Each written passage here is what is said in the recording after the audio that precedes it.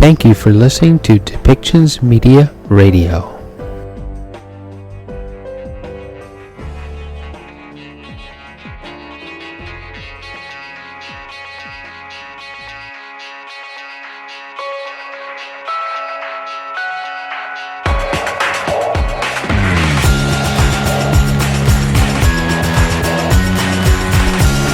Welcome to Policy and Rights, the show about government policy and human rights.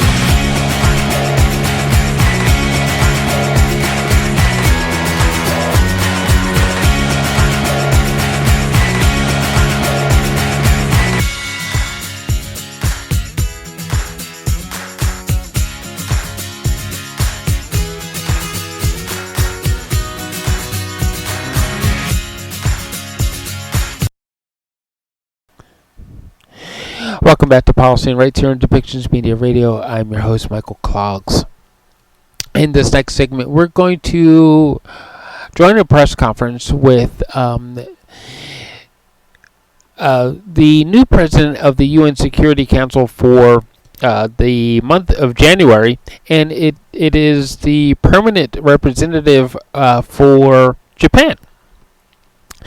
And Japan, simply put, they want to get back to the rules. Let's get back to what people agreed to, as far as the rules of being sovereign nations, all under the same roof of the United Nations. How we're supposed to act, conduct ourselves, how we're supposed to follow certain rules, and act accordingly. How we're supposed to all be working towards peace and human rights. And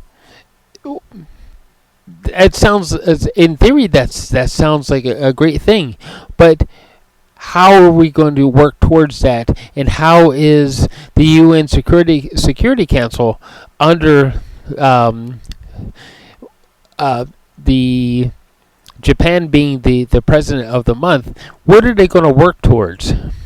And that's what we're going to hear in the particular press conference with introducing the new UN Security Council president. How are we going to work towards peace? How are we going to work towards getting everybody to follow the rules? And how we're going to get everybody to simply work together. Okay, along with that, there are going to be some updates on Israel, Myanmar, Syria, Lebanon, and Colombia from the UN press conference floor for July 3rd, and as they're going to be discussing some of the things that have happened, of course, with the Ukraine and humanitarian efforts, and other things that are happening between Ukraine and Russia. So, why don't we get started? And we'll start off with the press conference with the UN Security Council President, the permanent member of the Security Council from Japan.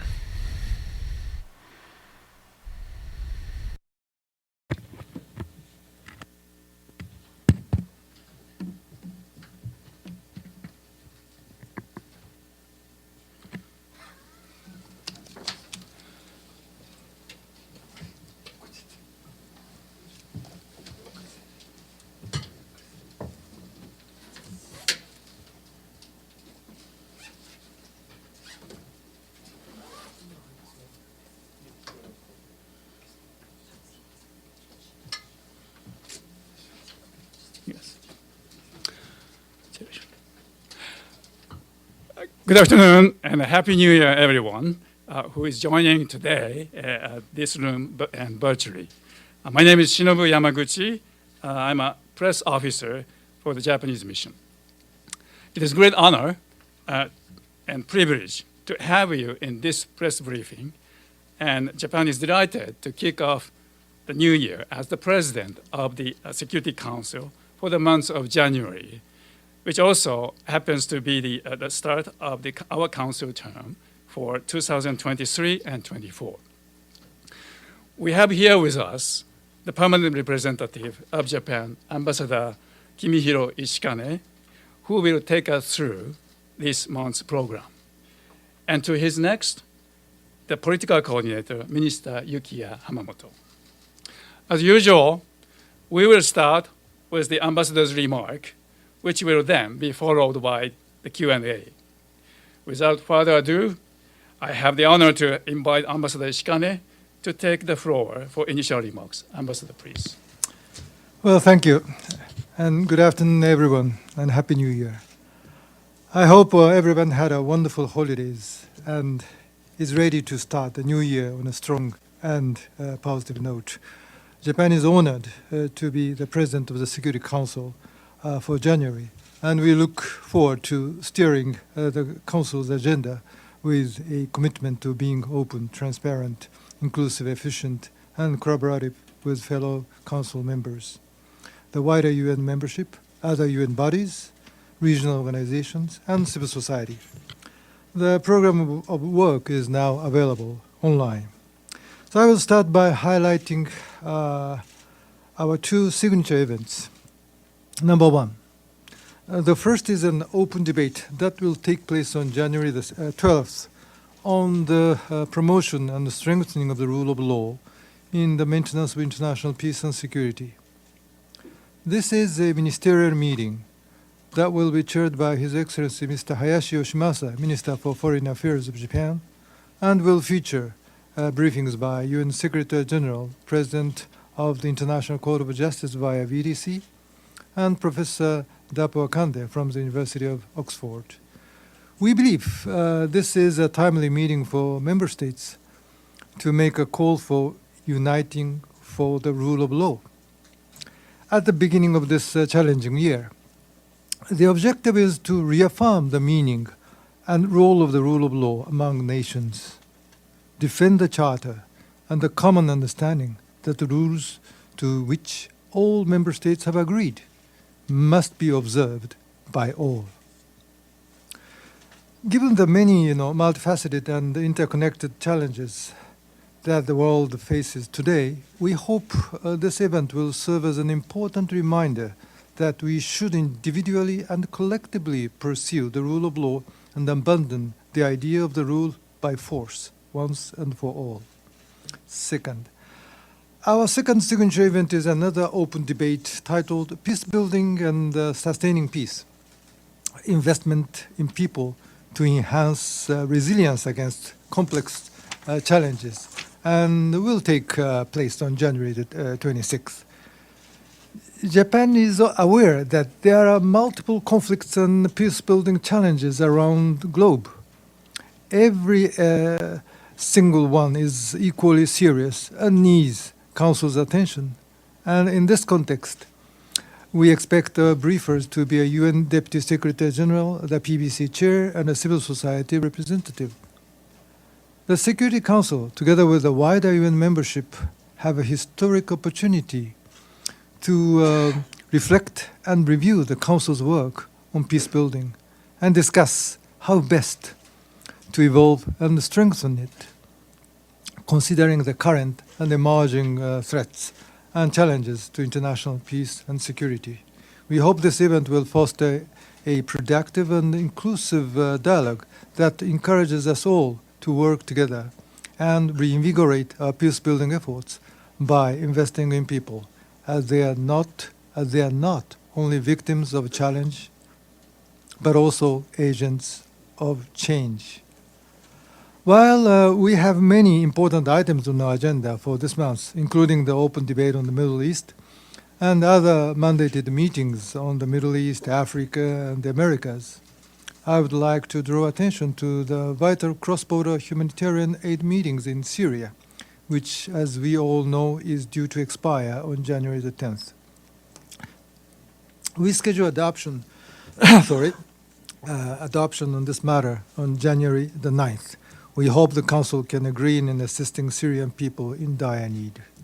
We also schedule adoption on the mandate renewal of ANFICIP on January the 30th.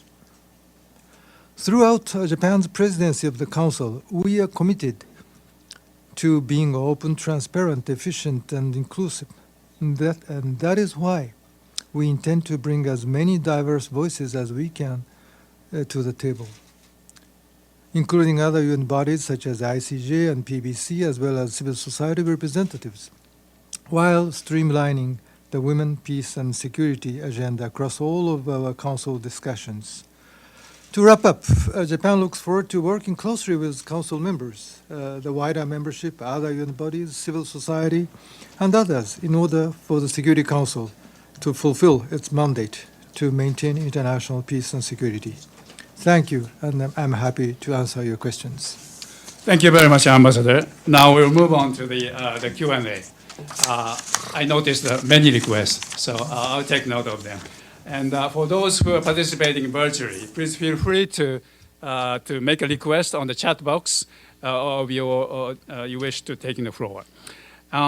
First of all, as is customary and courtesy of the President's briefing, I have the honor to ask the President of the UN Correspondent Association, Valeria, to have the first question. Valeria, please. Thank you so much, and thank you, Ambassador, on behalf of ANCA for this press conference, and we wish you the best of luck for the busy month ahead. So my question, Valeria Robeco from ANSA Newswire. So what do you expect in terms of security in the Indo-Pacific region along this year, from, of course, the DPRK to the developments in the South China Sea? And do you think it may be a topic of discussion in this month of presidency of Japan? Thank you so much. Well, as you may see in our POW, the Indo-Pacific agenda per se does not appear in the program. But of course, you know, what's happening in that part of the world is closely connected to what's happening in other part of the world. So what we'll be discussing under the, rule of law signature event or the peace building, all those kind of things will come down to the importance to the peace and security in the Indo-Pacific arena. Thank you. Thank you. All right. First James, then followed by Afrin. James Bays from Al Jazeera. Thank you for doing this, Ambassador, and congratulations on your presidency. Can I ask you about the situation regarding Israel and Palestine? You have just joined the Security Council at exactly the same time as there is a new Israeli government, the most hardline in history, and it's already doing things that seem to breach Security Council resolutions. The National Security Minister, Ben-Gvir, has been to the Al-Aqsa Mosque compound, and you've got the Prime Minister Netanyahu making statements, I quote, "The Jewish people have an exclusive and inalienable right to all parts of the land of Israel." He then quotes the areas, and they include the occupied territories. He says he'll promote and develop settlements in all parts of Israel. That's a clear defiance of UN Security Council resolutions. You're holding a rule of law event. Doesn't seem to be in the spirit of that at all. So what is your reaction to all of these developments, and how do you think the Security Council should react? And I understand you've got your hat on as President of the Security Council, so I'm quite happy if you tell us in your national capacity. Thank you. Well, as a President of the Security Council, I would like to conduct my presidency in a fair and effective manner. But if I may talk in my national capacity, our national position on this issue is quite clear. We support two-state solutions. And as a member of the Security Council and as a member of the United Nations, I think we need to uphold the Security Council resolutions that had been adopted. So those comments from the Prime Minister of Israel seem to go completely against resolutions and the two-state solution. What is your reaction to those comments? I think, through the discussions, already the Middle East issue is expected to be discussed in the program of the January.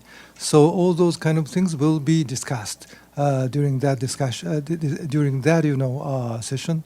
And I will repeat my position. We attached to this, upholding of the Security Council resolutions adopted by the Security Council. I think we are here for that. Thank you. Thank you.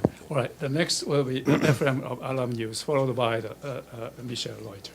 Thanks, Shinobu. A question, Mr. Ambassador, on the cross-border mechanism. Do you have any worries that by January 9, there's probably a danger that the mechanism will not be renewed? And what do you think it will take for Council members to agree on this topic? Well, actually, the situation in Syria, humanitarian situation in Syria, is deteriorating. Some say that 15 million people will be in need of assistance, and especially in the northwestern part of Syria, the people, almost 3 million people in dire need. For them, it's a matter of life or death. So we definitely need to pass adopt the resolutions which will extend the current cross-border operations, and people are working on that. And I have to say, those exiting members like Ireland or Norway have worked a lot. And the other council members are also working on that. So definitely we need to adopt this, resolutions before that lapses on the 10th of January. So this is my determination, which I can share with you today. Thank you.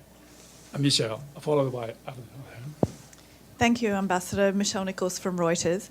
A couple of very quick questions, just to follow up on Syria. How would you assess the negotiations at the moment? Has Russia indicated whether it might allow this extension to happen? On North Korea, would Japan like to see the Secretary General get a little more involved, perhaps, in trying to push North Korea to resume talks? Where do you see that heading? And then just on Afghanistan, there was quite a few announcements from the Taliban over the holiday break. The first one coming while the Security Council was meeting with the ban on women from universities. Is there any plans for the Security Council to discuss this or take any kind of action? Many questions. About Syria, well, the only thing I can say now here is that, there is intense, discussions underway. And I'm really hoping, and not just hoping, I'm determined to make it happen. I mean, the adoption of the resolution to take place. Otherwise, it is a matter of life or death for so many people. So apart from any political divergences, this is something we need to move ahead. About DPRK, oh yes.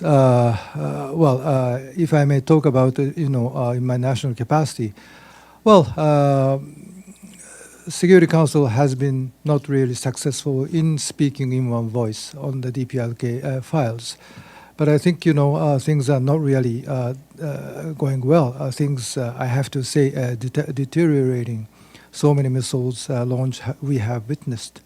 So having joined the Security Council, I'd like to convey the voice of Japan or Japanese who are facing this, threatening danger coming from our neighborhood, and try to make our best efforts to come up with a unified voice of the Security Council. That's, one of the things I will be pursuing joining this Security Council.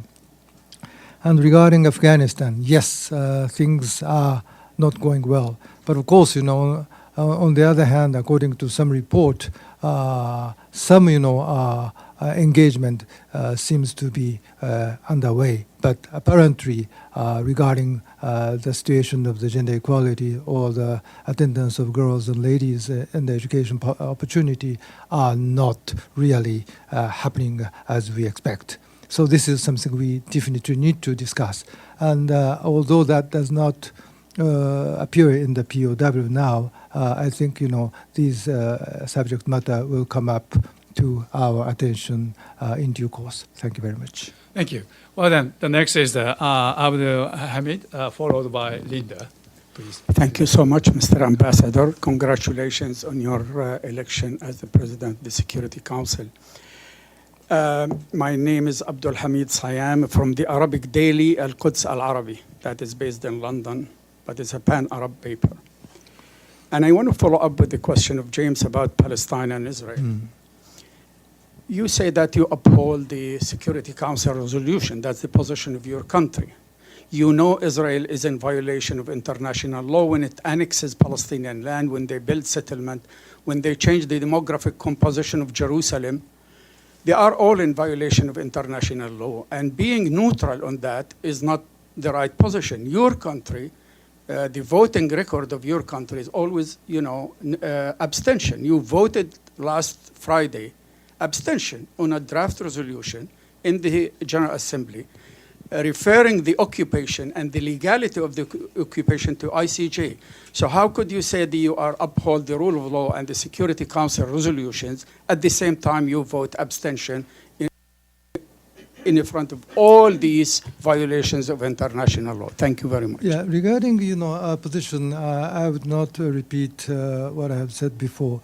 And when you look back, what we have said, what I have myself delivered in the Security Council chamber regarding the settlements and the other actions taken by one government, we've been very clear.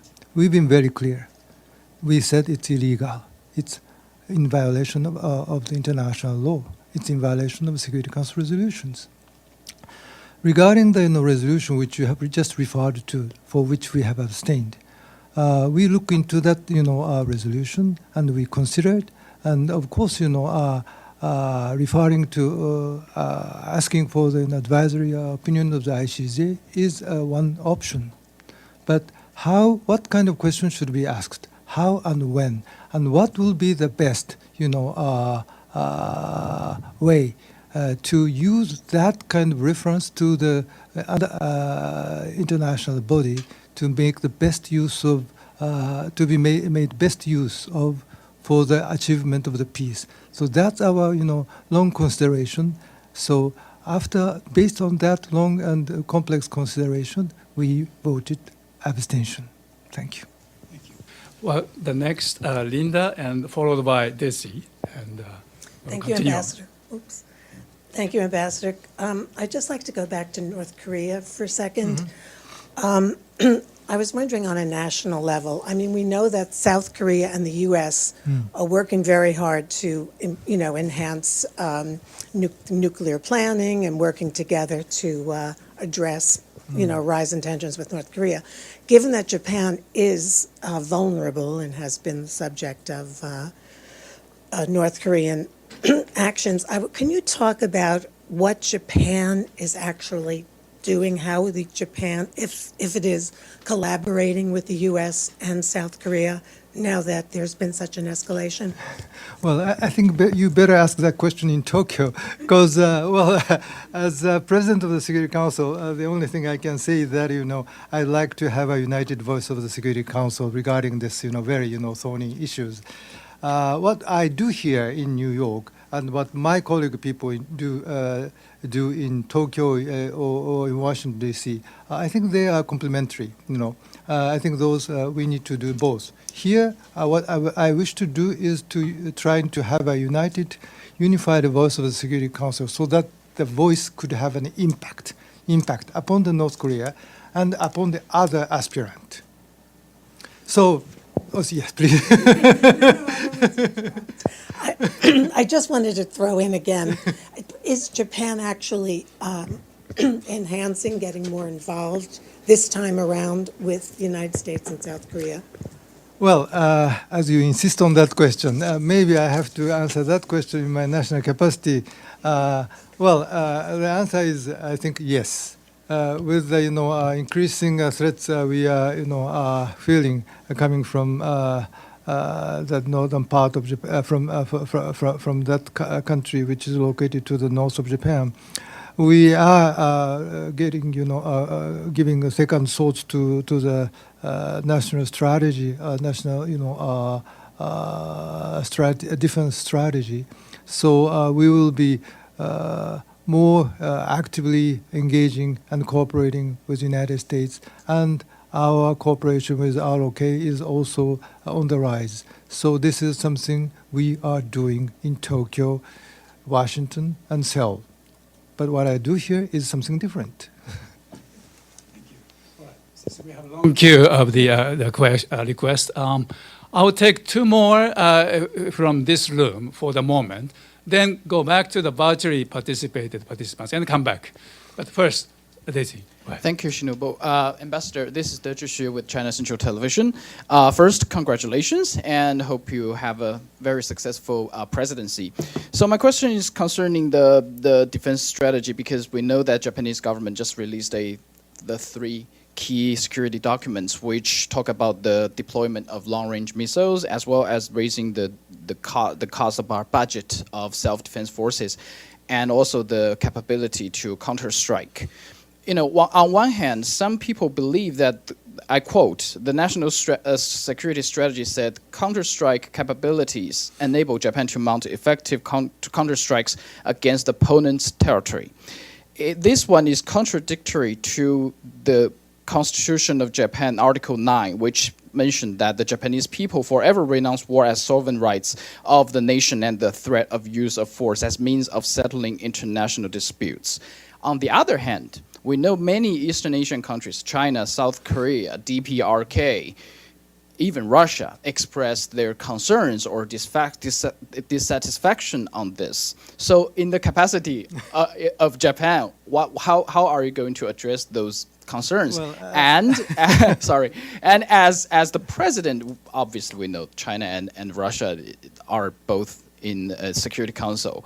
What's your expectation to work with those countries? Let me first answer to your second question. What's my expectation, in the Council with regard to my relation with China and Russia?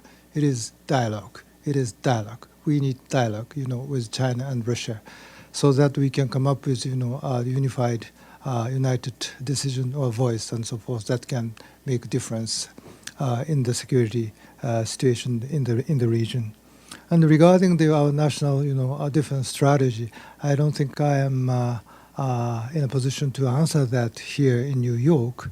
But I think all the decisions which are being taken are based on the Constitution of Japan. And also, one more thing is, we are doing all that in full transparency. You can see what we are doing. You can understand what we are going to do. Nothing is behind the curtain. It is 100% transparent. Thank you. Thank you. All right. And Madam in the middle, please. Yes. Thank you very much, and thank you, Ambassador, for your remarks. My name's Yvonne Murray. I'm with the Irish broadcaster RCE. A question, again, on China, if you don't mind. With regard to the upgrade of Japan's defense capability, a spokesperson for the Chinese Foreign Ministry accused Japan of hyping up regional tensions to seek military breakthroughs, and suggested Japan earnestly reflect on its history of aggression. In your national capacity, can you respond to that? And also, as you'll sit alongside China on the Security Council, is this something that you will address?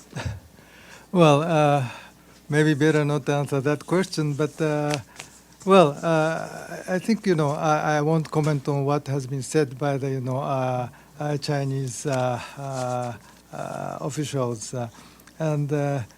Please have a look at what we have done and have been doing since the end of the last war.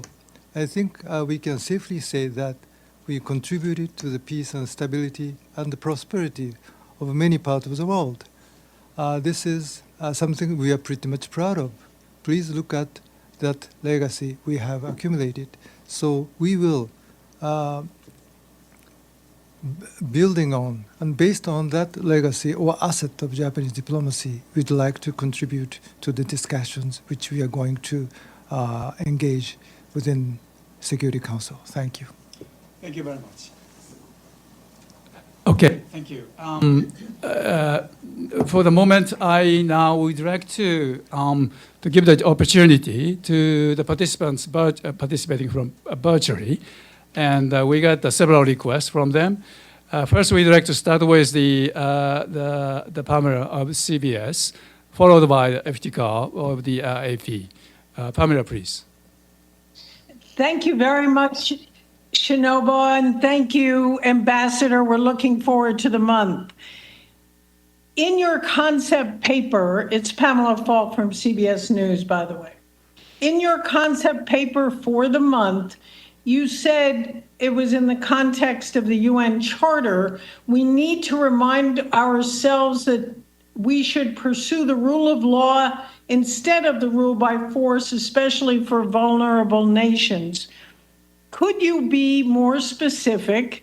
Is this directed at the invasion of Ukraine? And what is your view of the Ukrainian proposal for a peace conference here at the UN? Thank you. Thank you very much for that very important question. Regarding that, regarding our, signature event of rule of law, of course, in that discussion or in that open debate, the Russian invasion into Ukraine will be referred to or discussed.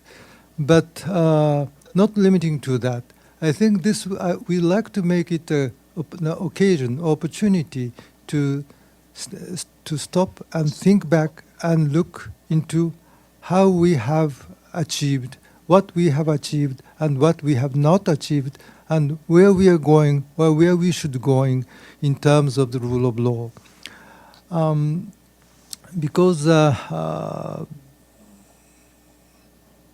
especially the small and vulnerable countries are the beneficiaries of rule of law. So through the discussions, we wish to hear various diverse views of the countries which have its particular vulnerabilities. For some countries, maybe rule of law is very important for its independence, for its territorial integrity. But for some other countries, rule of law related to the climate change may be more important. For some countries, rule of law might be extremely important for their economic activities as something that underlines the predictability. So, through the discussions, we wish to hear diverse voices, views regarding the different aspects of rule of law. Thank you very much. Thank you. Thank you, Ambassador. And I'm sorry, just the second part of the question on the possibility of a peace conference at the UN. Well, if that comes up, actually, I haven't yet heard about it. So if it comes to my attention, I will give it a due consideration. Thank you very much. Thank you. Thank you. Then next, Iftiko of AP, please. Iftiko. Thank you very much. This is Iftikhar Ali from Associated Press of Pakistan. Mr. President, congratulations. My question is a follow-up to Michelle's question on Afghanistan. The Taliban, Mr. President, are also failing to uphold their pledge to the international community not to allow the Afghan side for terrorist attacks against neighboring countries. But you know, Mr. President, over the past few weeks, terrorist attacks against Pakistan have escalated coming from Afghanistan soil. Is that something the Security Council might discuss under your presidency? Well, as you may see in POW, that hasn't yet, appeared in the schedule as such. But the discussions or the concerns, as you have referred to, of course, the concern about the gender equality related issues and as well as the security related issues are being discussed among member states, which I am aware of. So in due course, that may come up to the Security Council discussion. But at this very moment, I cannot say that for sure. Thank you very much. But I will, of course, keep that in mind as it is extremely important. Thank you very much. Okay, I'd like to come back to this room. I recognize 2 requests from the second row and 1 from Alan. So I will start with Madam, then I will come back to you. Thank you so much, Mr. Ambassador. This is Mariam Ramadi, Iran International. I would like to ask a question in your national capacity. As you know, the situation in Iran has worsened. The protesters have been on the streets for more than 3 months now. The Islamic Republic government have been suppressing the protester and continue to do so. We had 2 death sentences today that have been announced by the Supreme court, the Iranian regime Supreme Court. I would like to know Japan's position on the ongoing protests in Iran, and also if you can tell me about the Security Council meetings, or if there is any Security Council meeting planned for the Islamic Republic of Iran selling drones to Russia and for them to be used in Russian-Ukraine conflict. Thank you so much. Thank you very much. Regarding the second part, the latter part of your question, as you may see in POW, it hasn't yet on the agenda as such, but the concern of the issues which you have just referred to should be shared by some of the member states. So let's see what happens, and I also have keep that in mind. And regarding our position vis-a-vis what's happening in your country, we are very much concerned. We are very much concerned, and we try to convey our message. As we have entertained a traditionally relatively good relation with Iran, we try to convey our message, our concern to Iranian counterpart in a way or other. So that's where we are now. Thank you. Thank you. Yes. Thank you, Ambassador. A follow-up about Iran. In a speech at the General Assembly, Prime Minister Fumio Kishida said Japan, as the president of the Security Council, will not only listen to the big voices, but will also be attentive to the small voices. And as Mariam said, the humanitarian crisis in Iran is deteriorating faster than it has ever been. And Japan now has the ability to advance discussions on the Islamic Republic's security threats to its own people and the international community by calling emergency meetings discussing the matter. Will Iran be on Japan's agenda now that you're the president of the Security Council? Well, during the month of January, as you see on the POW, it's not yet there, but I will listen to other member states. As I'm a president, so I will listen to other member states how they might think about what you have just referred to and give due consideration to that. I should be fair and effective on that as well. Yeah. Thank you. All right. Sorry to keep you waiting, Alan. I guess that's your turn. Are there anybody missing? Okay, 2, 3. All right. So we will come back to you. All right, Alan, please. Thank you so much, Ambassador Alan Bulkati from RIA Novosti News Agency. I wish you all the best during your presidency. I have a question to you in your national capacity, please, if I may. Could you please confirm the date of the high-level meeting between Prime Minister Kishida and President Biden? Is it January 13th? And when should we expect 2+2 meeting between the foreign ministers and ministers of defense, if you can? Thank you. Well, in Japanese political scene, I cannot confirm the date of the meeting or the foreign visit of a prime minister or foreign ministers, because that can only be announced after the approval of a diet. So as of today, I cannot confirm the date, nor I cannot confirm if he is traveling to the United States. Right. Thank you very much. While I recognize many of you have an interest on the national capacity, I also welcome the question to the President of the Security Council. Thank you. All right. So it seems you are not really expecting much from the President, Okay. So Dries from the Passbrew. Thanks very much. I have 2 questions, and one might be related to your national capacity. You can answer as president of the Security Council too. But does Japan support this nascent effort to prosecute Russian leaders for the crime of aggression through a special tribunal endorsed by the UN? Well, that matter and how we find a way out from this Ukrainian issue is a very complex and which requires a very, delicate handling of the matter.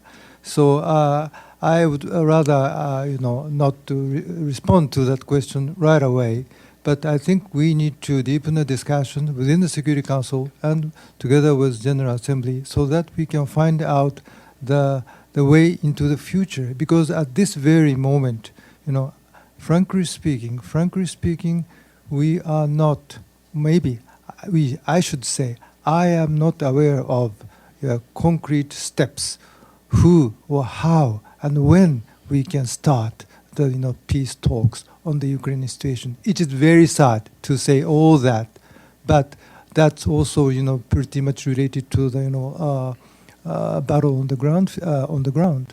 But that doesn't mean that the Security Council or GA should stand idle. We need to discuss. We need to deepen the discussions. But I think we should not anticipate the outcome of the discussions, and I should not prejudge, how we should approach this question, this very much complicated issue, by answering to your question in a clear-cut manner. Thank you.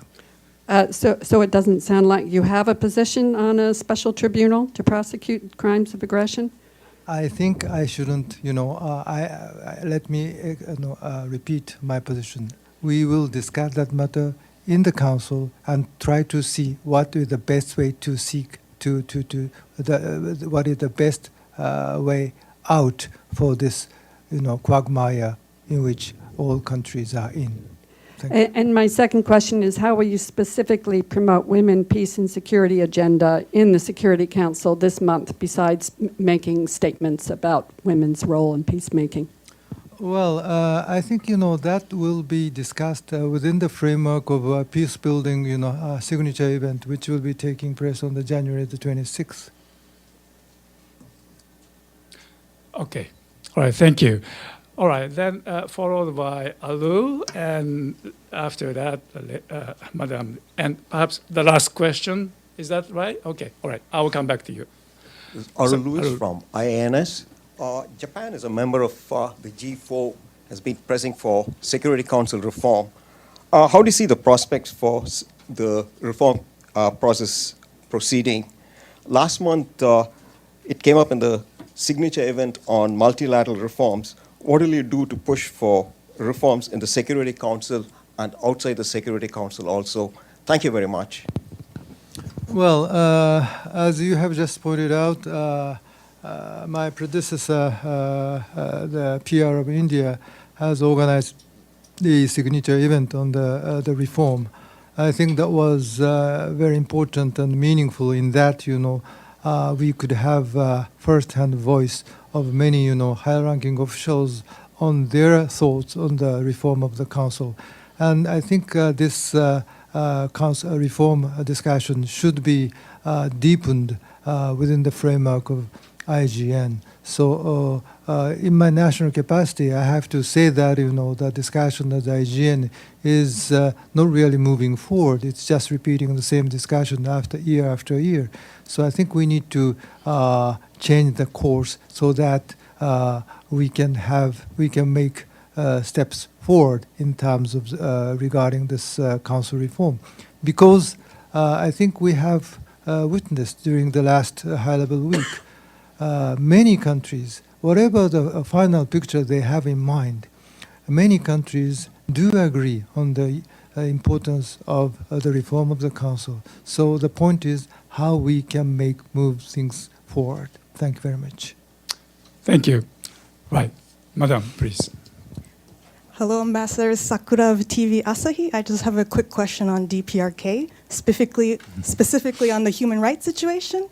And I'm wondering if you have any intentions of bringing back an open meeting of the Security Council on the topic. And I know it's not on the agenda this month, but could it happen even under your presidency? Well, I think the DPRK's humanitarian situation was discussed in the closed meeting last year, and at that time, people said that this discussion should be made in a more public meeting. So personally, that's my wishes as well. So we are hoping that will take place sometime this year. Thanks. Thank you. All right. So I recognize the last question there. Please, sir. Hi, and congratulations. I'm James Martone from Asharq News, and one of your colleagues in the press, the stakeout this morning, not stakeout, but the designation of the flags, your colleague from Mozambique talked about the problem of the Africanization of terrorism. And I don't, other than seeing at the last of the month that you have a report due on ISIL, what are your concerns, President, regarding terrorism in Africa?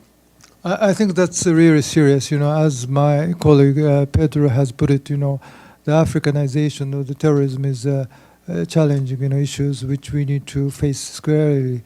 And well, of course, when we talk about the mandate or the extension of the peacekeeping operation or special political missions, all those issues will be discussed.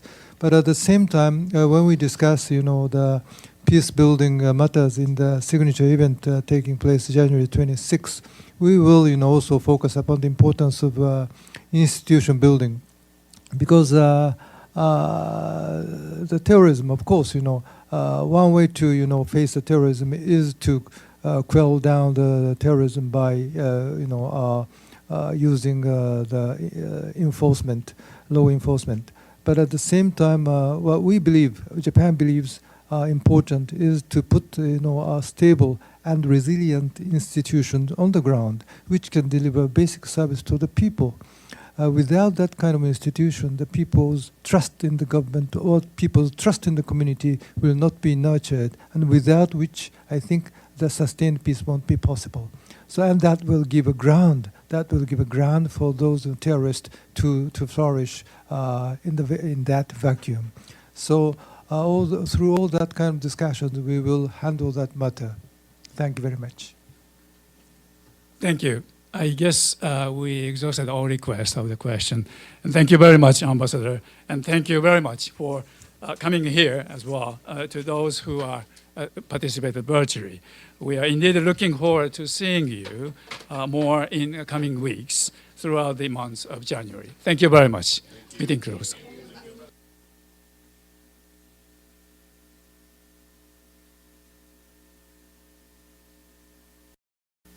Let's get started. Good afternoon and Happy New Year to everyone. From Ukraine, our humanitarian colleagues tell us that attacks intensified during the New Year holiday, causing multiple civilian casualties, including among children and journalists in several parts of the country. Ukrainian authorities reported more than 50 civilian casualties on December 31st alone. In the capital, Kyiv, a hotel, residential homes, and several educational facilities, including a university, were damaged in the latest attacks.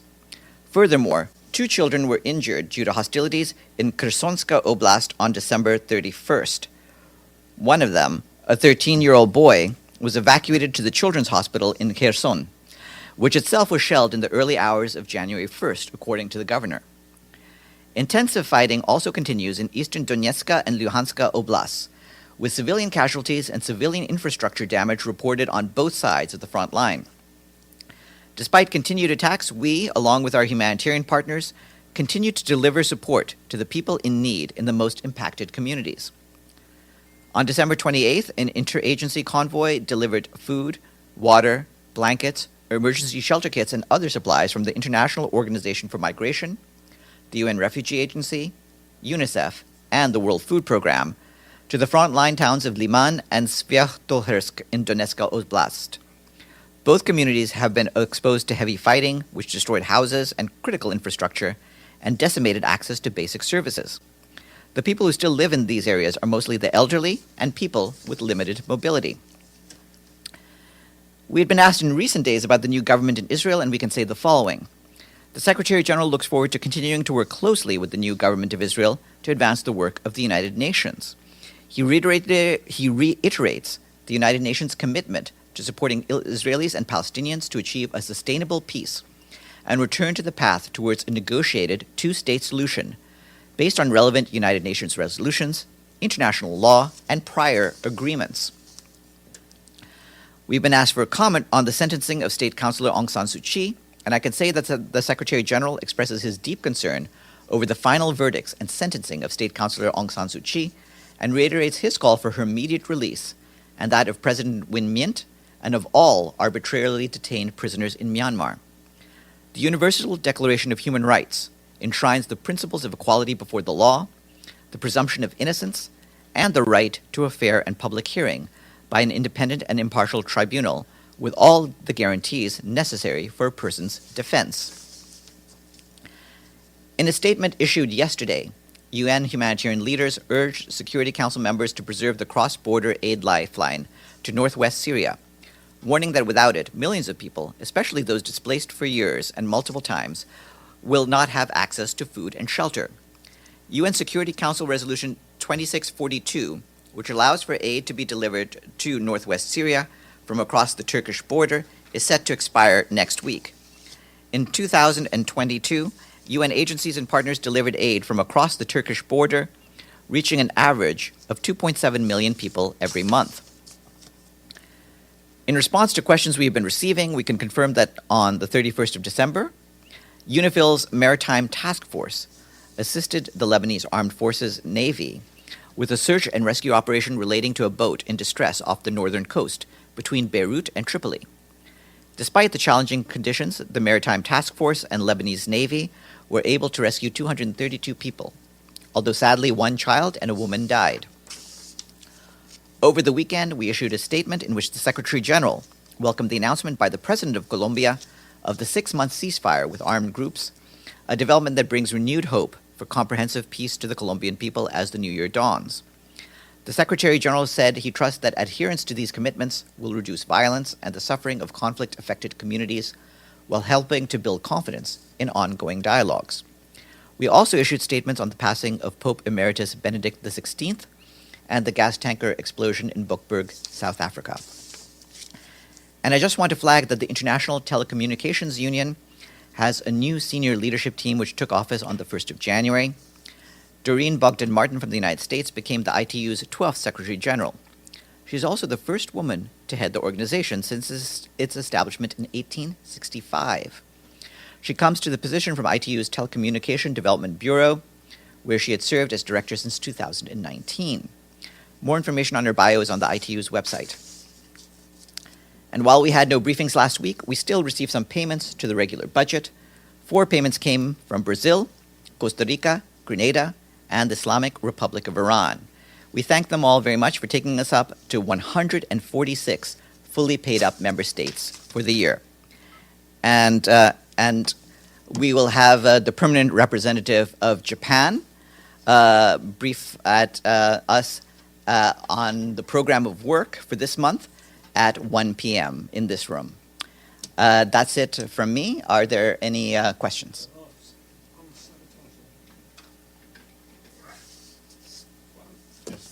Can I push you a bit on Israel and the new Israeli government, because you gave us sort of a rather bland statement of your overall position, but there have been some rather important developments, including the National Security Minister Ben-Gvir going to Temple Mount. What is the UN's reaction to that? Well, on that, what I would like to reiterate is that the Secretary General has always stressed the importance of upholding the status quo in the holy sites in line with the special role of the Hashemite Kingdom of Jordan.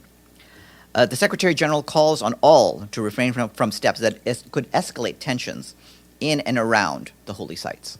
Well, another thing that perhaps could escalate tensions, have you seen the comments from the new Israeli Prime Minister? Netanyahu has tweeted, "The Jewish people have an exclusive and unquestionable right to all areas of the land of Israel. The government will promote and develop settlement in all parts of the land of Israel, in Galilee, Negev, the Golan, Judea and Samaria."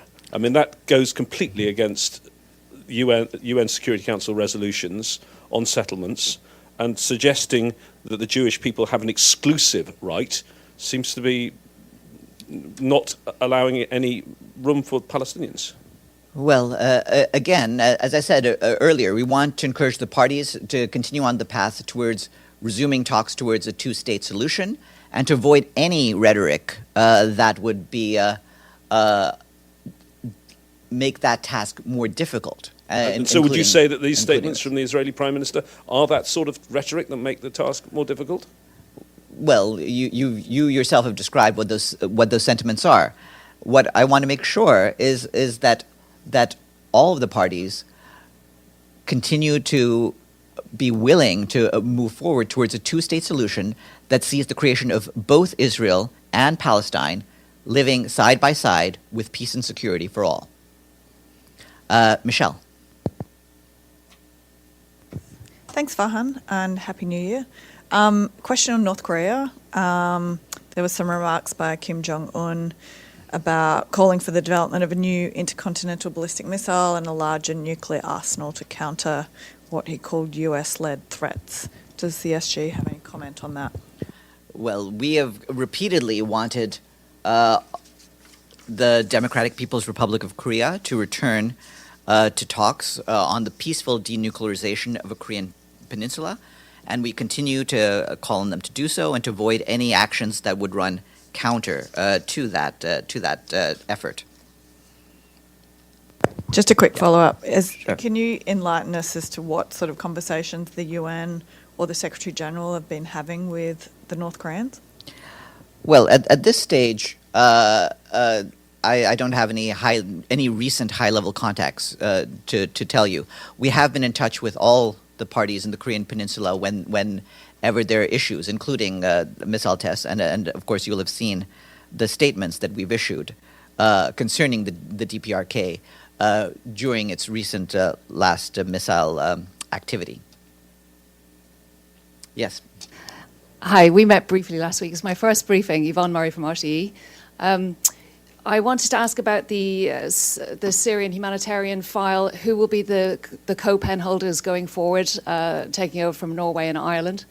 And do you expect for the 6-month extension to go through next week? Well, our hope is for an extension to go through. You'll have seen the statement that the heads of our humanitarian agencies put out yesterday.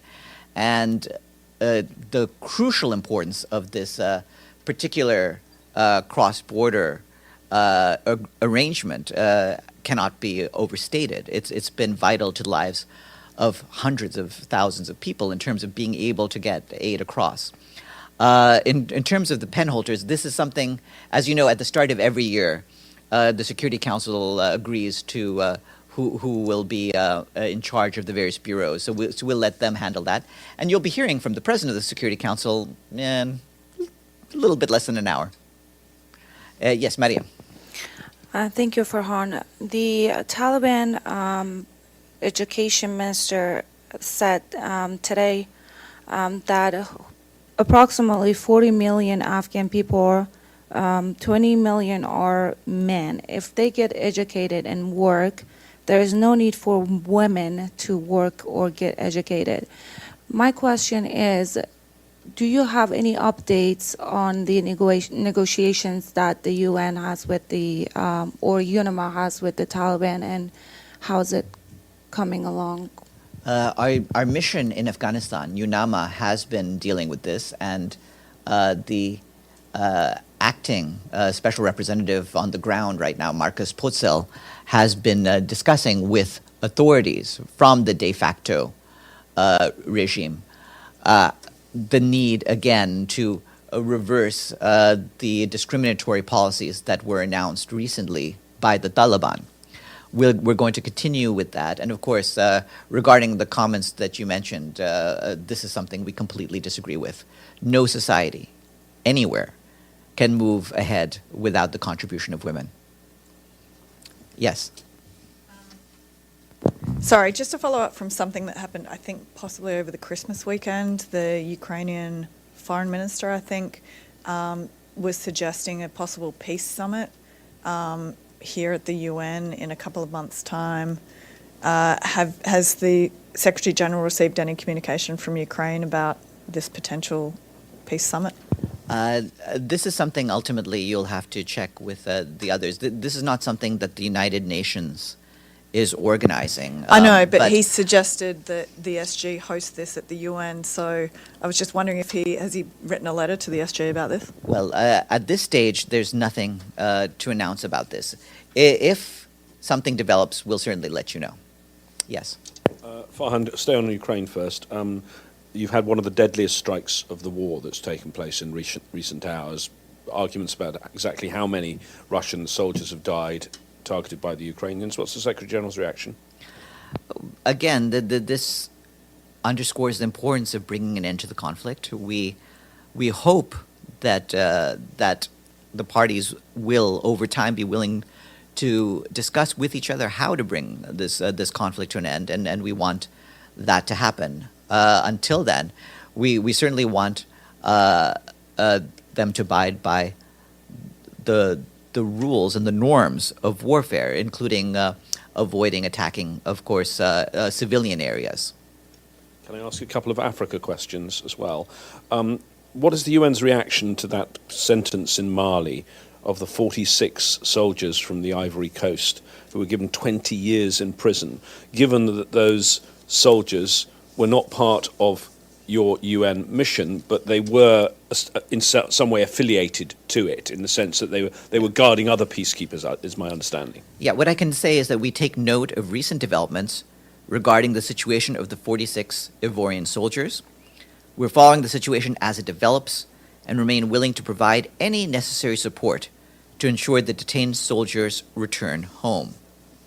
And one more, at this time moving across the border to Burkina Faso. Bodies of 28 people shot dead have been discovered in a northwestern town. What's the UN's reaction to that? And what's the UN's reaction to the authorities who are in Burkina Faso who are expelling the French ambassador? On your latter question, that's a bilateral issue, so I wouldn't have anything to say about that. On the first, of course, we are alarmed by these reports and hope that this will be thoroughly investigated. I believe there's a question online from Maggie. Farhan? Hey. Hi, Happy New Year. Happy New Year. Farhan, do you have any more details on how Iran paid their dues? I seem to recall there was either a previous situation where they were going to put money maybe through a South Korean bank or something because of sanctions and such. So do you have any details on in what currency and how those dues were paid and the amount, perhaps? I have no details that I can disclose to you. I believe that that they used a similar mechanism to one that had been used before to allow for Iranian payments to the budget. Yes, Mariam.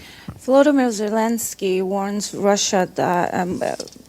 that Russia is planning a prolonged attack with Iranian Shahed drones. And he says 80 drones shot down in Ukraine during the first 2 days of 2023. What is the Secretary General's reaction to that? And also, how's that team of the expert coming along to be sent to Ukraine to investigate the drones that came from Iran? Well, I have no updates to share at this point. You'll have seen what the Secretary General said about the question of the drones in his last report on this topic, and I don't have anything new to say beyond that.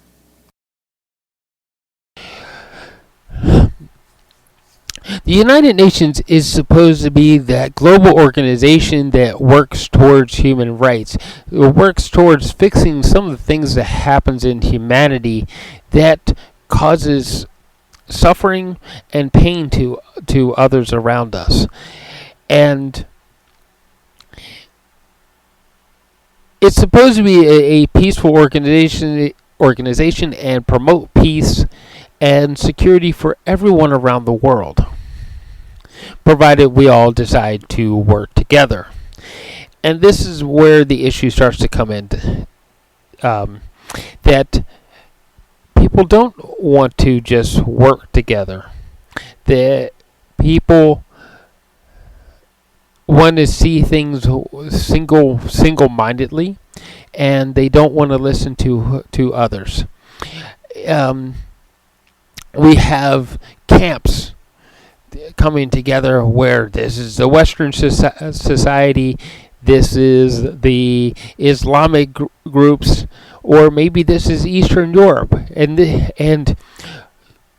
we scream back and forth at each other, saying, "You're not listening.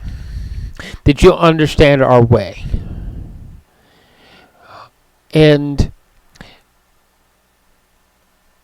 then the judgments come, and we start to say that, well, your way isn't the right way.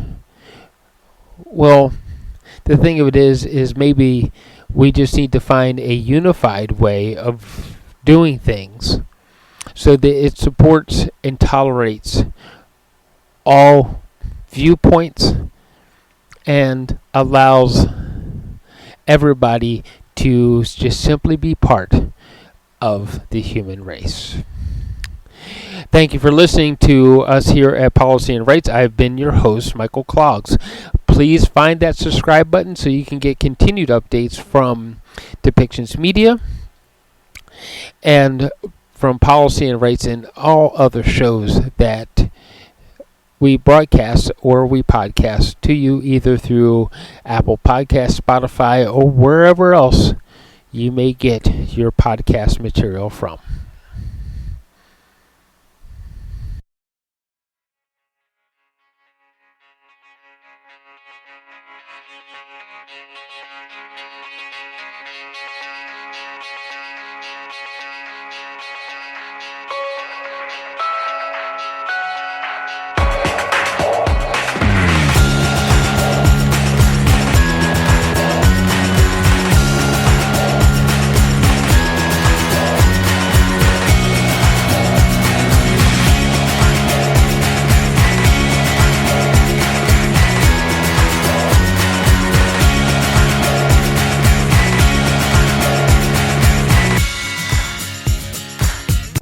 This show has been produced by Depictions Media. Please contact us at depictions.media for more information.